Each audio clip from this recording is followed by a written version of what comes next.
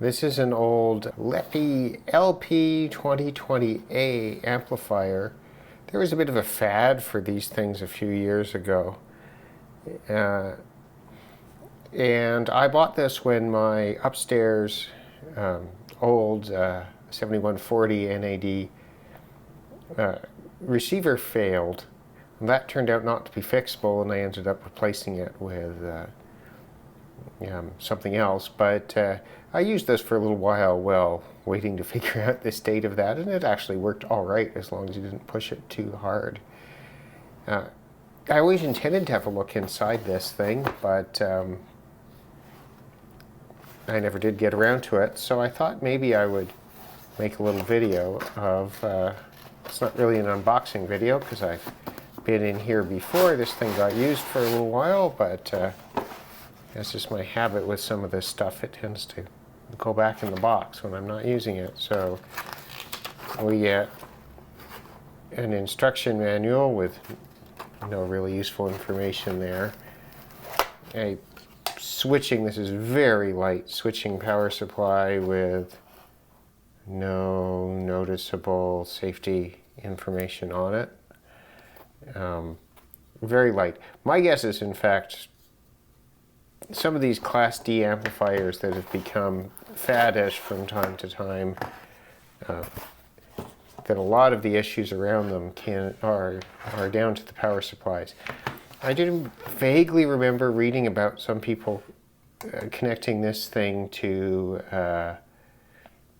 batteries and using it from a battery source, which would of course solve most of the noise problems, but might introduce some others. I don't know. So we get power switch, a tone bypass, which is actually quite nice. I don't think my 7140 from the mid-80s had a tone bypass. And a volume knob, and what you can't see because it's not plugged in is the ridiculous blue light that lights up the whole room behind that. If one was to use this as one might, which would be to drive a pair of small speakers as a, half-assed monitors on your desk. I think if one was to do that, you'd have to go pull the LED off the board for that thing. So I'm going to have a look. What are these? These look like, are they Allen? They might be Allen, in which case my Allen keys are not here. Actually, I don't think they are. All right, so I will pause while I find the appropriate screwdriver and or Allen keys. Okay, well the closest thing I have for these is this, but unfortunately this bit is quite chewed up from having been used to deal with a fairly recalcitrant piece of outdoor stuff. They used that as an anti-theft activity. So I'm going to try, not that one. I'm going to try this one, which I think is wrong. No. All right, so I hate to say it, I will not be getting into the Lepy today.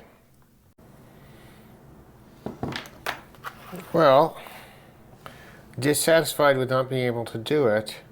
Let's see if that'll focus. Focus. There we go. I took this down, took the old dowel with a grinding wheel and ground it off. And I believe we now have a screwdriver that'll open this. Well, you know what? Let's take the back off. Right, these knobs do come off. I'll take them off. Oh, that one's a bit stiff. There we go. Okay, so we've got the knobs off the front of this bad boy. Oh, well, if it's going to be finger tight, it's going to come off. I suspect I'll take the back off, not the front, but won't do any harm to loosen these here. Well, that one's not loose. Okay. Well, you can see the pot right behind there, and I think you can see 2 LEDs maybe. It's a 20K pot. Looks kind of the same as the 50Ks I've got a bag of. Okay, so let's see if we can get these screws out the back.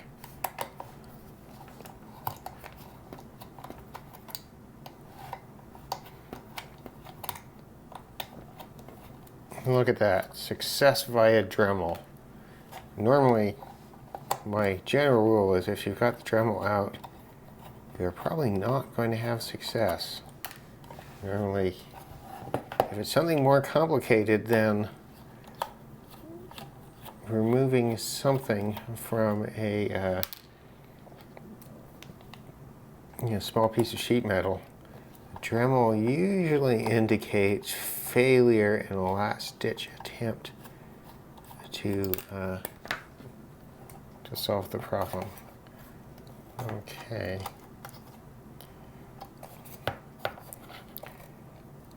Yeah, we're going to have to also remove these screws here.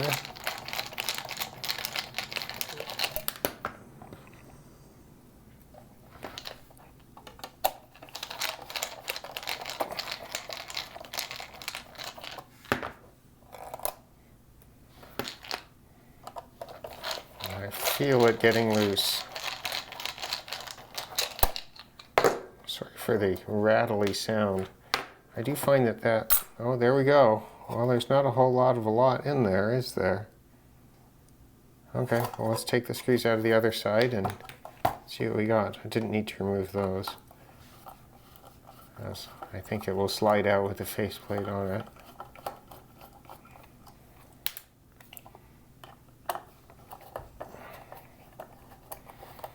So I guess my tip of the moment is that screwdrivers may be salvaged by the application of the grinder. I did consider a cutoff wheel, but I thought that would make more of a mess.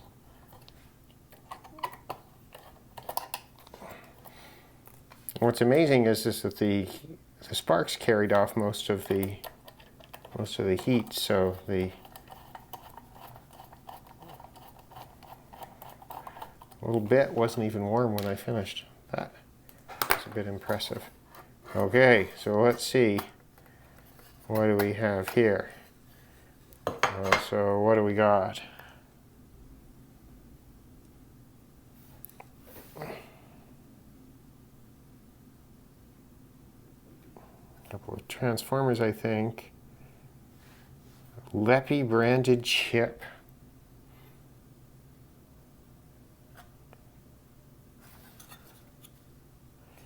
Made in Bukang.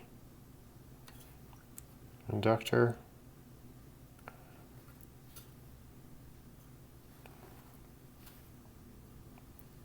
Oh, I see. So there's the possibility of putting the LEDs in there, but in fact they're just shining up from the side. So I guess you could put edge-lit LEDs in there. There's the switch.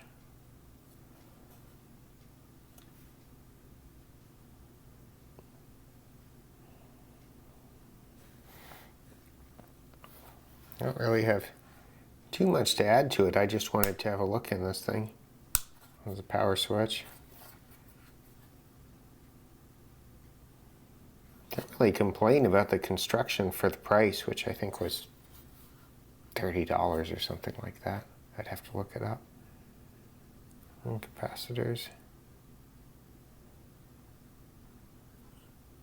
Presumably.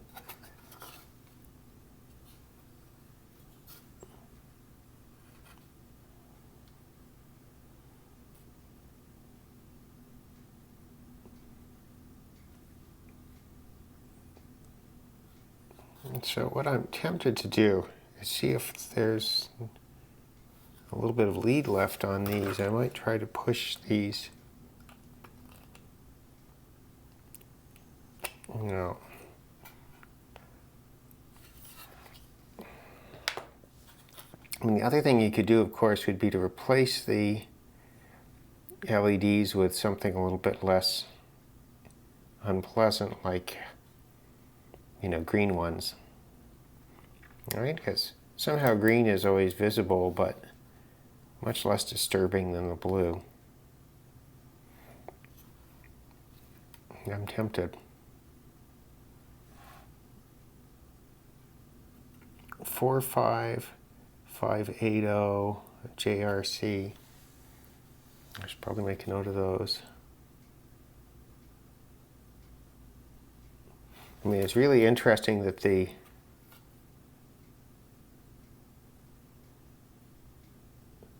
presumably the amplifier chip there is Lepy LP220A. What is that?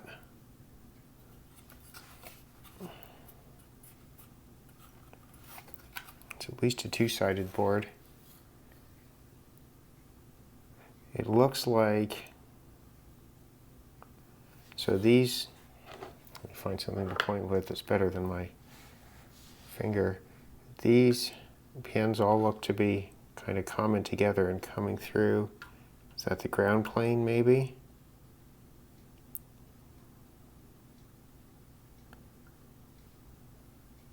I would assume that those are op amps that are driving the whole thing.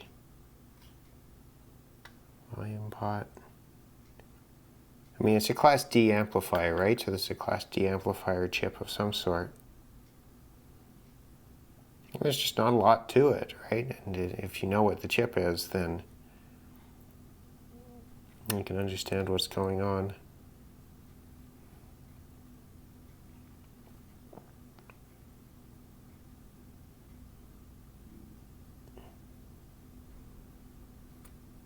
Anyway, it's cute. There's no, I mean, unless that counts, there's no heat sinking on here at all.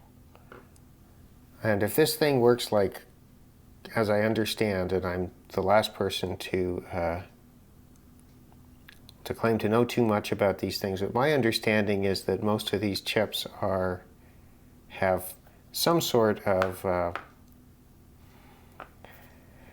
heat detection in them and will shut down if they overheat. And there's not, or derate, I suppose, if they overheat. Oh, there's a diode in there. I wonder what that does. Another one there. Inductor, capacitor. This is probably the power supply filtering here, right? An inductor and a capacitor. 16 volt, 2200 microfarad. So it's pretty big for its size. The temptation to stick a bigger one in is fairly strong. We'll probably improve it. I guess that's a choke then, strictly speaking, yeah.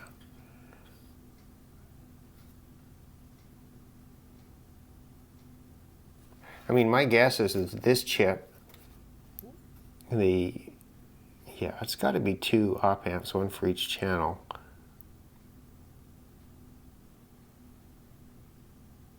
They're the same. Let me make a note of what they are.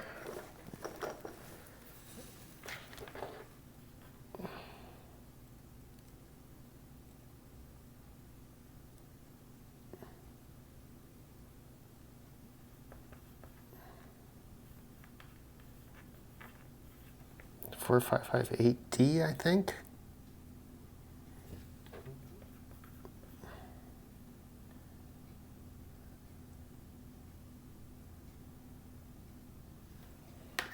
Anyway, I don't know.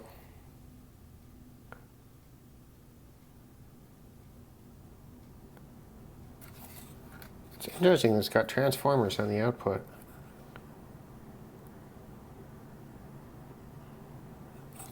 I think that's what they are.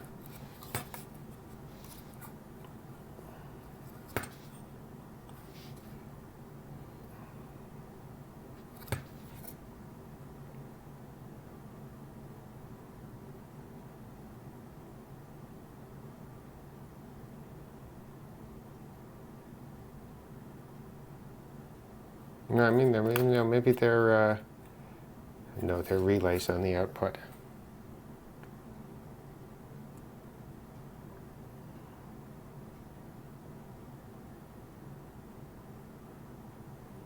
Yeah, because they've got. Here's the reason why I think they're relays. There's 3 amps at 250 volts AC, 3 amps at 30 volts DC. Well, first, it wouldn't have a DC rating if it's a transformer, obviously. So it's got those. I thought they might be those little isolation transformers that you see that are all globs, but they're not. They're relays. So those are the output relays. That makes sense. So it works, I mean, like a real amplifier as opposed to what it is.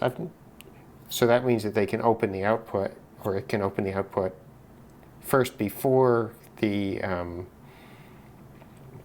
amplifier starts, to keep from having load on it while it's not starting, presumably, but also to keep from having any unpleasant pops and clicks in the speakers as the thing's starting up, which might be a real issue with a Class D amplifier. Anyway, not much to say about it. I will look up these chips here and see what we got.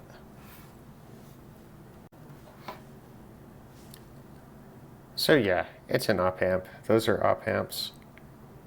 And it looks to be a standard one, showing my, of course, ignorance that I didn't know that. Right? 418 volt.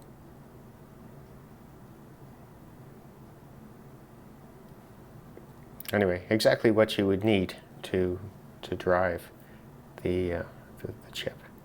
I did try to check to see if I could find a data sheet for the Lepy branded chip in this, which is in fact the name of the amplifier, so that's easy. I could find nothing except for people being interested in data sheets, at least with a quick look. So, I don't know, it is what it is. There's really just not much to it beyond the Lepy chip there.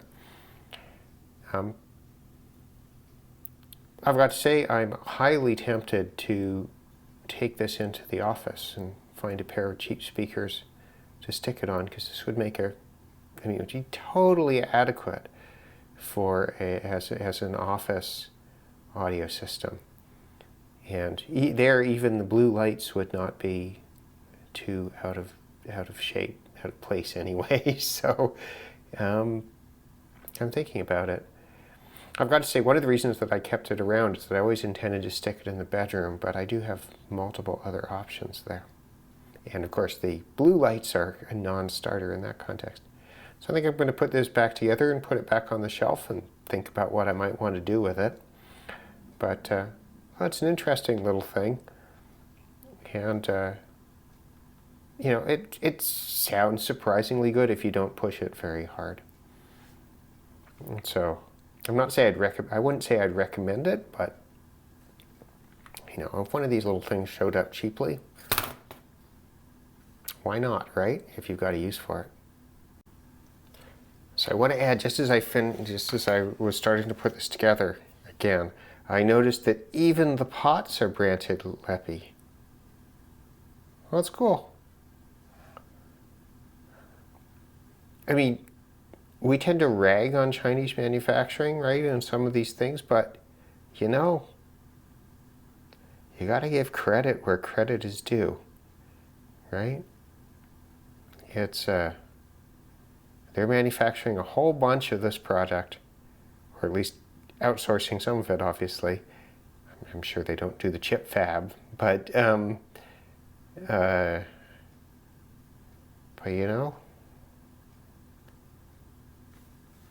it's impressive in its own way.